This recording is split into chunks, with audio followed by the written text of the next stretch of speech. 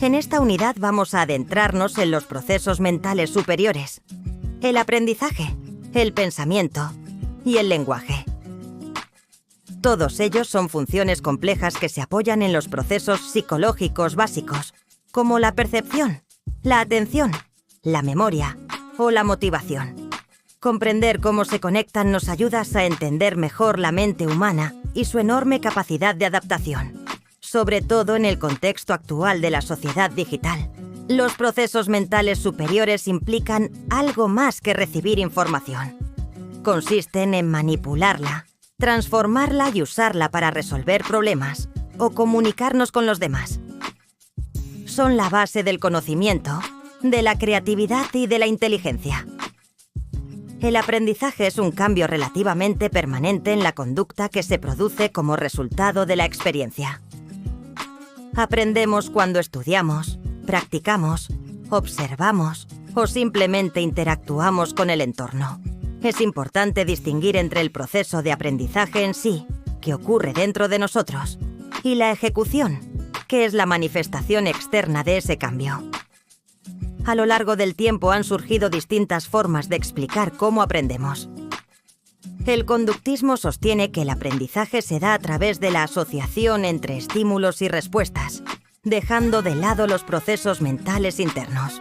En cambio, el cognitivismo considera que el ser humano procesa activamente la información y reorganiza su conocimiento, mientras que el constructivismo nos dice que el aprendizaje es una construcción personal y significativa, que ocurre al conectar la nueva información con lo que ya sabemos. Hoy, con las nuevas tecnologías, el aprendizaje se ha transformado. El estudiante ya no es un mero receptor de información, sino un participante activo que crea, comparte y construye conocimiento en entornos digitales. Aprender se ha vuelto algo continuo, ubicuo y mucho más dinámico. Dentro del enfoque conductista, encontramos el condicionamiento clásico, que explica el aprendizaje como una asociación involuntaria entre estímulos. Es lo que ocurre cuando un estímulo neutro pasa a provocar una respuesta tras asociarse repetidamente con otro estímulo significativo. También está el condicionamiento operante, donde la conducta se modifica según las consecuencias que produce. Si una acción nos trae algo agradable, la repetiremos. Si produce algo negativo, tenderemos a evitarla. Los refuerzos fortalecen las conductas, mientras que los castigos las reducen, aunque estos últimos tienen limitaciones, ya que no enseñan alternativas y pueden generar efectos secundarios. Bandura, con su teoría sociocognitiva, amplió esta visión al proponer que aprendemos observando a los demás. Ver las consecuencias que reciben otras personas nos enseña tanto como la propia experiencia. Para que esto ocurra, necesitamos prestar atención, recordar lo que hemos visto y evaluar si merece la pena imitarlo. En definitiva, los enfoques cognitivos y constructivistas nos recuerdan que el aprendizaje humano implica interpretar, conectar y reconstruir la información, más allá de repetirla. Aprender es un proceso activo, profundamente humano, y hoy más que nunca, influido por la tecnología. El pensamiento es una actividad mental orientada a resolver problemas, tomar decisiones o generar ideas. No lo vemos directamente, pero podemos inferirlo a través de lo que las personas hacen o dicen. Pensar implica usar la memoria, categorizar, razonar y evaluar. Cuando hablamos de conceptos, nos referimos a las categorías mentales con las que organizamos la realidad. Gracias a ellos simplificamos el mundo y podemos reconocer rápidamente objetos, personas o situaciones, sin tener que analizarlas desde cero cada vez. El razonamiento es otro proceso clave. El razonamiento deductivo va de lo general a lo particular. Si las premisas son verdaderas, la conclusión también lo será. Por otro lado, el razonamiento inductivo parte de casos concretos para formular generalizaciones. No garantiza la verdad absoluta, pero es útil en la vida cotidiana, donde muchas veces actuamos con información incompleta. Cuando nos enfrentamos a un problema, ponemos en marcha estrategias mentales. Primero lo comprendemos, Luego planificamos cómo abordarlo, aplicamos las operaciones necesarias y finalmente evaluamos si lo hemos resuelto. A veces recurrimos al ensayo y error.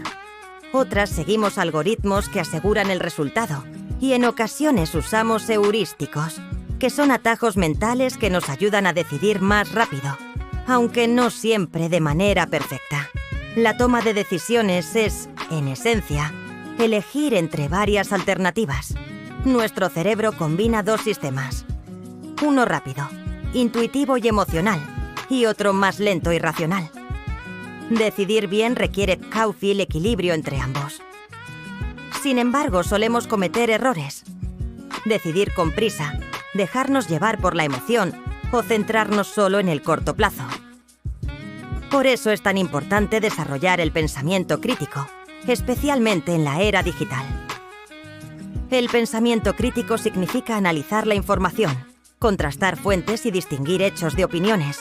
Nos protege de los sesgos cognitivos, como el de confirmación, que nos lleva a buscar solo aquello que refuerza nuestras creencias, y de la desinformación tan común en Internet. Pensar críticamente es una habilidad esencial para desenvolverse en un mundo saturado de datos. El lenguaje es un sistema de signos y reglas que nos permite representar ideas y comunicarlas. Nos diferencia de otras especies por su complejidad y flexibilidad. La psicolingüística se encarga de estudiar cómo comprendemos, producimos y adquirimos el lenguaje, un proceso que depende tanto de la biología como de la interacción social. Durante mucho tiempo, hubo un debate sobre si el lenguaje era aprendido o innato.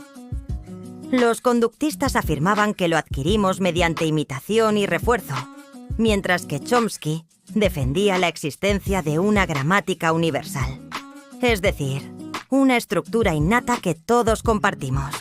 Hoy se acepta una posición intermedia. El lenguaje surge de la interacción entre nuestra predisposición biológica y el entorno social. Entre las características del lenguaje humano destacan la doble articulación que permite combinar sonidos en palabras y palabras en oraciones. La arbitrariedad, ya que el vínculo entre palabra y significado es convencional. Y la productividad que nos permite generar infinitas frases nuevas con un número limitado de elementos. Comprender el lenguaje implica procesos muy complejos.